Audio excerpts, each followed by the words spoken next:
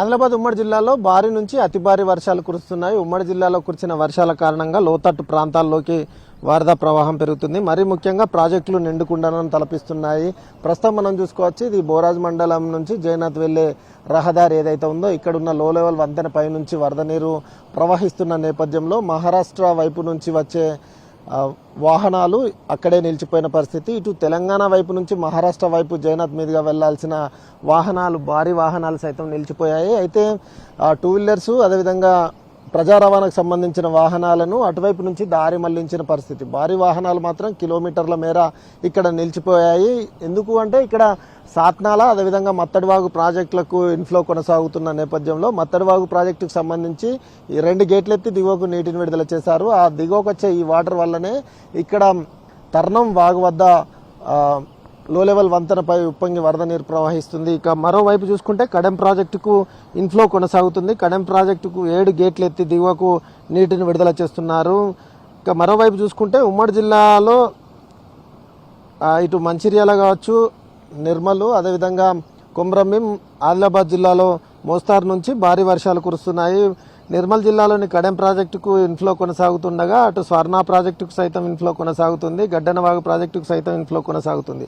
ఆ గడ్డెనవాగు ప్రాజెక్టు, స్వర్ణ ప్రాజెక్టుకు ఒక గేటు ఎత్తి దిగువకు నీటిని విడుదల చేస్తున్నారు. గడ్డెనవాగు ప్రాజెక్టుకి ఇంకా 1425 క్యూసెక్ల ఇన్ఫ్లో వస్తుండగా 3300 క్యూసెక్ల అవుట్ఫ్లో కొనసాగుతుంది. కడెం ప్రాజెక్టుకు 7 గేట్లు ఎత్తి దిగువకు మొత్తం 9 గేట్ల ద్వారా కాసేపటి క్రితం వరకు నీటిని విడుదల చేశారు. 99,000 క్యూసెక్ల అవుట్ఫ్లో ఉండగా 1,00,000 క్యూసెక్ల ఇన్ఫ్లో వస్తున్నట్టు అధికారులు లెక్కలు చెప్తున్నాయి. ఇక మరోవైపు చూసుకుంటే అటు కొమ్రభీం ప్రాజెక్టుకు సైతం ఇన్ఫ్లో కొనసాగుతుంది. కొమ్రభీం ప్రాజెక్టుకు ఇన్ఫ్లో వస్తున్న నేపథ్యంలో గేట్లెత్తి దిగువకు నీటిని విడుదల చేస్తున్న పరిస్థితి ప్రస్తుతం అయితే కనిపిస్తుంది.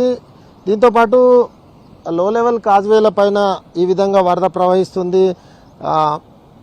ముఖ్యంగా అటు ఈ 2-3 రోజుల క్రితం వరకు గోదావరి పరివాహక ప్రాంతాలు తేరుకోలేదు. వరదలోనే చిక్కుకున్న నేపథ్యంలో ఇప్పుడిప్పుడే తేరుకుంటున్న క్రమంలో మళ్ళీ వర్షం కురుస్తుంది.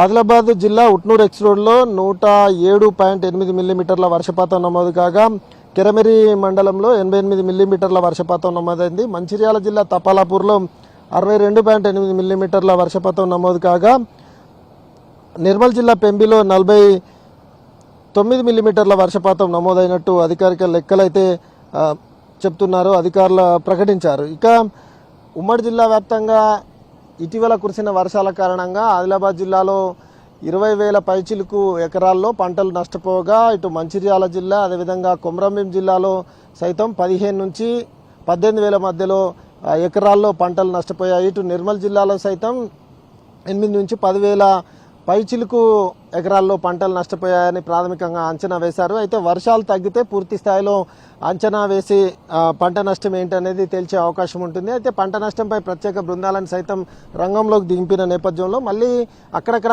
కురుస్తున్న వర్షాల కారణంగా కొంత ఇబ్బందులు అయితే ఎదురవుతున్నాయి. మరి ముఖ్యంగా ఆదిలాబాద్ జిల్లాలో భారీ వర్షం కురిసిన నేపథ్యంలో ఈ తర్నం వాగు వద్ద వాగు ఉప్పొంగి ప్రవహించిన నేపథ్యంలో రాకపోకలకు అంతరాయం ఏర్పడిన సిచ్యువేషన్ అయితే ఇక్కడ కనిపిస్తుంది. ఇటు తెలంగాణ నుంచి మహారాష్ట్ర బల్లార్ష వైపు వెళ్లే వాహనాలు అదేవిధంగా జైనాథ్ మీదుగా తెలంగాణలోకి ఏదైతే బల్లార్ష మీదుగా జైనాథ్ మీదుగా వచ్చే వాహనాలు ఇటువైపు ఈ తర్నం వాగు వద్ద నిలిచిపోయిన పరిస్థితి అయితే ఇది కనిపిస్తుంది. ఇది ఇక్కడ పరిస్థితి. కెమెరామెన్ సత్యంతో సారంగపల్లి ఎన్టీవీ, ఆదిలాబాద్ జిల్లా తర్నం వాగు నుంచి.